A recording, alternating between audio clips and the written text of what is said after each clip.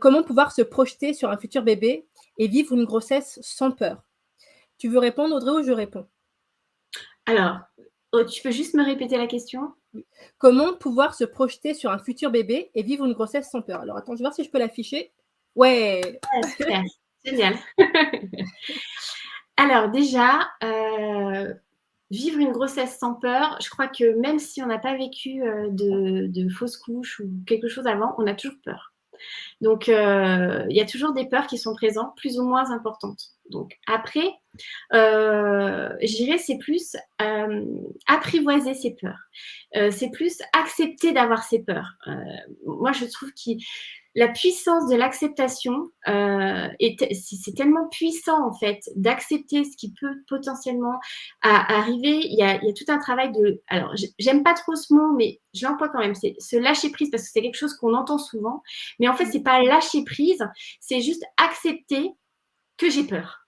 Et bien, accepter d'avoir peur, et ben déjà, ça nous enlève moins de pression. C'est fou, mais c'est vraiment ça, c'est prendre conscience de tout ce qu'on ressent, de les faire monter à la conscience, parce que c'est pareil, souvent on a beaucoup de peurs qui sont inconscientes. Et on va parler des peurs en général, mais il y a plein, sous cette peur, il y a souvent d'autres peurs et ainsi de suite.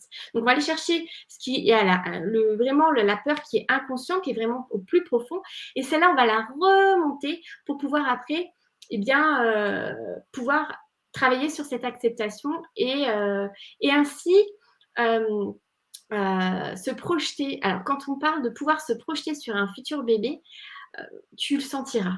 Tu le sentiras quand ce moment il sera venu. Tu sentiras dans ton cœur, en fait, que c'est OK pour toi, que tu as envie et que c'est le moment. Il n'y a pas, il y a pas de bon. Souvent, on me dit oui, mais on attend combien de temps? Il n'y a pas de temps. C'est vraiment en fonction de toi, comment tu le vis, comment tu ressens les choses. Ça peut être demain, comme ça peut être dans 6 mois. C'est vraiment chacune à son rythme, mais tu le sentiras à l'intérieur que ce moment-là, eh ben, tu le sentiras. Vraiment, tu auras cette envie ça te poussera à l'intérieur de se dire oui, ça y est, j'ai envie, là j'ai envie. Et la peur, elle sera présente et ça sera justement à travailler sur ça. Il y aura un moment donné où on est en mouvement, on parle de mouvement tout à l'heure, Linda parlait de fait d'être se partir en mouvement. C'est vraiment ça en fait. Quand on commence à faire des pas, on commence à se dire on avance et tout ça, et ben ça se déclenche et ça avance. C'est juste de repartir en mouvement. Et souvent quand on est en période de deuil, suivant les différentes phases, mais on a ces moments où on se sent vraiment bloqué, il n'y a rien on ne veut plus avancer, on est presque à se demander si on n'était pas en train de reculer. Et ça, c'est tout à fait normal. C'est normal.